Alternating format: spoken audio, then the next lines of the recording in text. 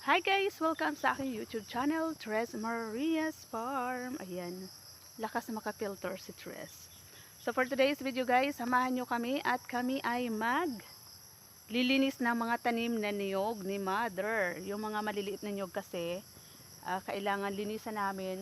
At saka yung iba, papalitan namin kasi na provision ng mga baka at kalabaw. Pinagkakain nila guys yung mga tanim na niyog na mga bagong tanim. So ayun guys, ando na si Mother sa dulo, nauna na siya at ako ay sumunod na lang. Yan po ang aming alagang kalupaan. So ayan po sa likod, yan o, ang dami dyan mga tanim na niyog na marami ng mga damo na kailangan linisan sa puno para hindi masuffocate ng mga damo. Kung mapapansin nyo guys, 'di ba? Ayan, ang tataas na ng mga naunang niyog na nung binili to, ito na yung mga niyog na andyan, sobrang ng taas. Kaya yung ginawa nila, pinagtataniman nila ng panibagong niyog. Ayan, after 10 years, ayan na po, namumunga na yung mga niyog na mga itinanim at hindi pa sila nakuntinto. Tinaniman pa ulit nila ng mga pasigunda. Ayan oh. Yan. 'Di ba? Tapos meron pa ulit, guys. Meron pa ulit na mga kasunod na ito nga yung lilinisan na amin ngayon. Yan, ganyan po. Ayan. Ayan. Mas nauna yan kaysa dito. Ang ginagawa talaga, guys, nila father, nila mother kapag bumibili sila ng lupa, alam nyo ba na agad-agad tinataniman nila ng niyog. Kasi habang tumatagal, habang tumatanda sila, tapos yung mga apo nila ay lumalaki, ayan, merong nakikita na mga tanim sa kapaligiran, sa lupa na binili. So hindi nasasayang yung lupa. Kailangan taniman ng saging, taniman ng niyog, ayan, ng mga prutas, para pagdating ng araw, sagana yung mga, yung mga magiging mga kaapu-apuhan ba? Kaapu-apuhan. So ayan, nauna na si Mother dito pala guys. Nauna na si Mother na naghahakot ng mga, tawag dito sa amin, tubuan, itong mga niyog oh. Yan, 'di ba? Sobrang ng tangkad, hindi pa naitanim. So yung ginagawa namin kasi, pinapalitan namin yung mga naperwisyo ng kalabaw, baka, ayan. Yan o, dyan ni Mother. Nilinisan ni Mother kasi dyan itatanim yan. Kasi may mga sukat to guys eh, may mga distansya. Ayan yung, ito, yung kadistansya niyan, yun. Diba? Kasi naman ang malalaki, ang mga kadistansya niya, yun. Hilira din sila. Kaya itong mga panibago dito, nakahilira din sila. Tapos dito sa kabila, yan. Papunta doon. So, ganun po ang pagtanim ng niyog. May distansya. Mga 4 na dipa. 4 or 5. Ganun.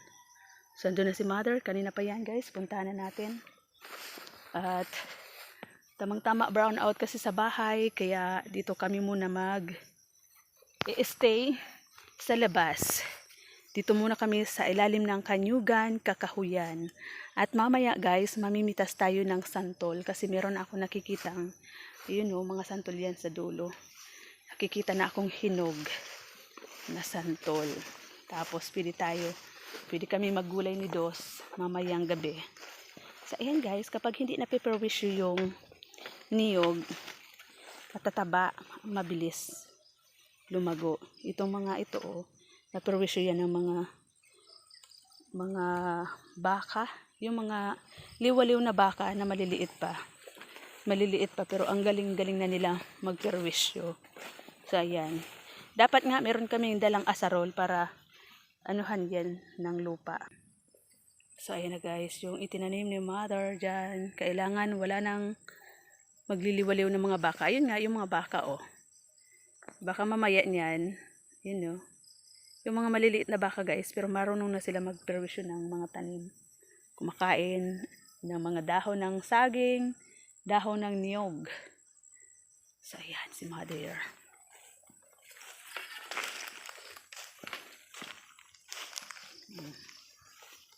Ganyan po yung pagtanim.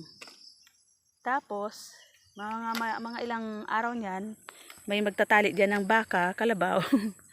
Abutin na naman yan. My God, yata di ka nagbutas ma.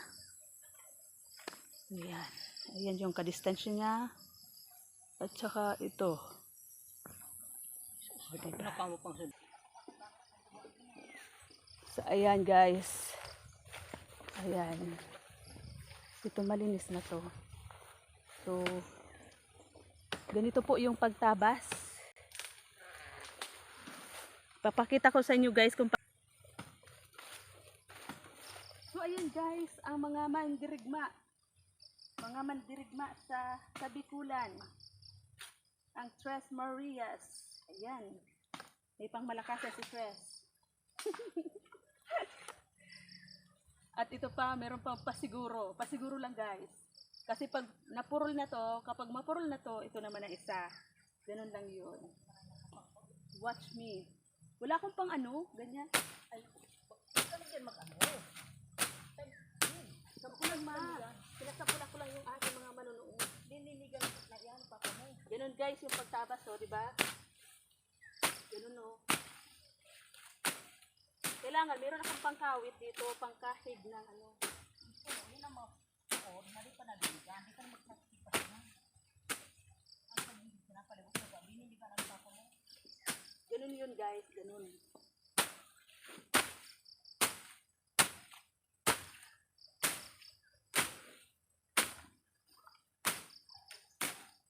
Oh, kaya lang, ang iksi ng aking itak, kailangan mahaba-haba dito.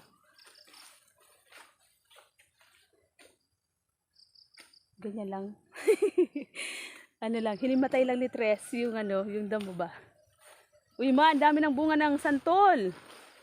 Manguha tayo mamaya. Ayan kasi guys, oh ay. Yan yung naperwisyo, kaya namatay na kasi nabunot na yung talbos ng niyog. Once na yung talbos ng niyog, nabunot na ng baka, hindi na talaga yan aasinso. O diba, hiningal si Tres.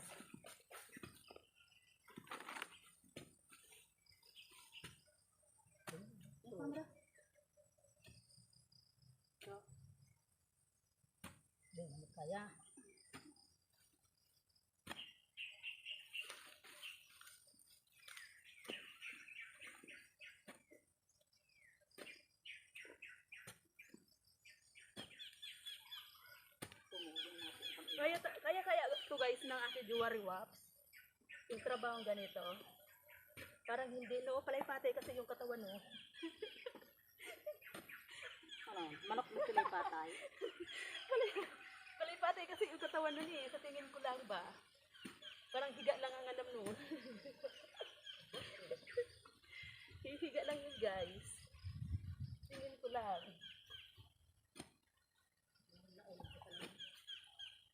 Tapos, ang dami na guys na nalaglag na niyog. Pakita ko sa inyo yung hinukay. Ganyan guys ka. Laki dapat. Ayan. Kunti pa. Ayan. So, yan. Oh, ha? Ganyan dapat. Kasyang-kasya. Ganyan. Sana lumaki ka kaagad, ha? Bilisan mo, habulin mo agad yung mga matataas dyan na puno ng ano, niyog. Yan. Ganun po dapat ang pagtanim. Tapos taniman, dinhisan yung paligid.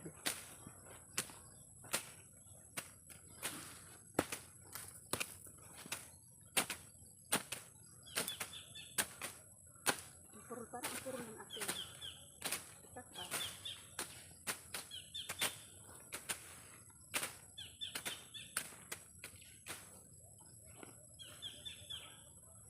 Yan, ito dapat oh, pangkawit guys. Ganito yung sasabi. Ano? Diyos niyo, marami ng pangkawit. Siguro pangkawit. Ano, oh, napangkawit ni mother. Pangkawit ng bibig na pa. Hagoy, hagoy. Hagoy, hagoy. O, sana. Iyan. Puso, di Habang kami ay nag-ano guys, ayan o, mag-ipon na rin kami ng mga dinigan mo na ano niyog. Yan, doon ko ka. Ayan. Ayan daw guys. Ano pa? Ako. Basta kipa pa mo sila di wal pa. Ayan. Ito o, linisan daw natin. Buti na lang hindi masyadong mainit kasi takot ako sa araw guys, sa initan. Pag sa initan hindi mo ako maasahan. Dapat ganito lang na yung kalangitan ay makulimlim, mahangin, presko. Yan, ganyan dapat, presko. Ayan, tara na, lilinisan na ni Tres yan kasi, yan o, kitang-kita naman na madumi, maraming damo. Gusto mo yung marimar yung aking arm sleeve, yung pangit.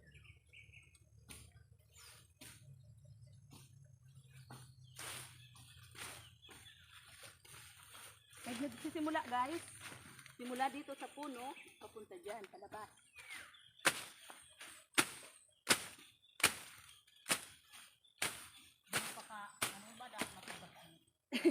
Yung nyog, ilipat ko para makita nyo kung paano.